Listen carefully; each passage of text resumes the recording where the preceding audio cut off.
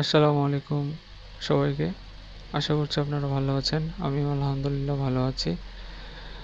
তো আজকের টপিক হচ্ছে অ্যাসারেটিভ সেন্টেন্স এন্ড নারেশন।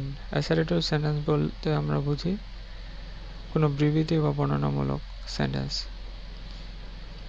তো অ্যাসারেটিভ সেন্টেন্সে যেগুলো পরিবর্তন হয় অ্যাসারেটিভ সেন্টেন্সের নারেশনে, ডিরেক্ট স্পিচে থাকলে ইনডিরেক্ট স্পিচে যেগুলো হয়, ডিরেক্ট স্পিচে সে টু থাকলে ইনডিরেক্ট স্পিচে টেল হয়, ডিরেক্ট স্পিচে সেজ টু থাকলে টেলস হবে, ডিরেক্ট স্পিচে সেড টু থাকলে টোল্ড হবে, ইনভার্টেড কমা তুলে দ্যাটও বসবে। প্যাসেজ নারেশনে যদি একাধিক অ্যাসারেটিভ সেন্টেন্স থাকে তাহলে প্রথম বাক্যে, দ্বিতীয় বাক্যে, তৃতীয় বাক্যে, চতুর্থ বাক্যে এবং পঞ্চম বাক্যে এগুলো পরিবর্তন হয়। প্রথম বাক্যে দ্যাট বসবে, দ্বিতীয় বাক্যে অ্যাডেড দ্যাট বসবে, তৃতীয় বাক্যে ফার্দার দ্যাট বসবে, চতুর্থ বাক্যে অলসো সেইড বসবে, পঞ্চম বাক্যে এগেইন সেইড বসবে। চলুন দেখি সাম example. Rodela said I am reading. I am reading যেহেতু এটা প্রেজেন্ট কন্টিনিউয়াস টেন্স, তাহলে আমাদের পাস্ট কন্টিনিউয়াস টেন্স করতে হবে। রোদেলা সেইড, রোদেলা সেইড, রোদেলা সেইডেই বসবে। দ্যাট যদি সেইড টু থাকতো তাহলে আমরা টোল বসাইতে পারতাম অথবা সেইড টু এ নিতে পারতাম।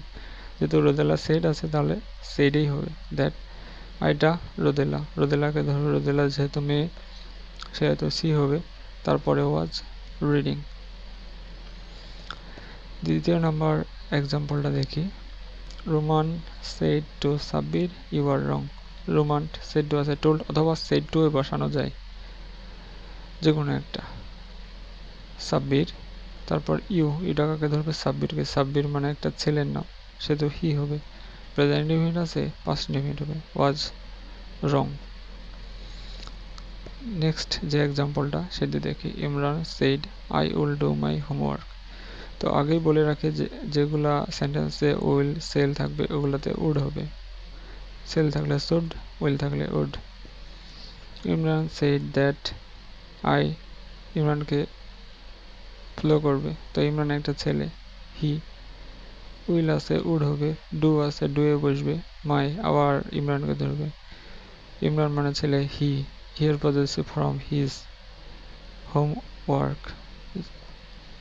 তাহলে গঠনটা আমরা বলতে পারি, প্রথমে সাবজেক্ট বসবে, তারপর রিপোর্টের ভার্ব পরিবর্তে আপনার সে, সেইড, টেল, টোল্ড প্লাস ইনভার্টেড কমা তুললে দ্যাট বসবে, প্লাস রিপোর্টের স্পিচের সাবজেক্ট প্লাস ভার্ব প্লাস বাকি অংশ। তো ধন্যবাদ সবাইকে। আসসালামু আলাইকুম।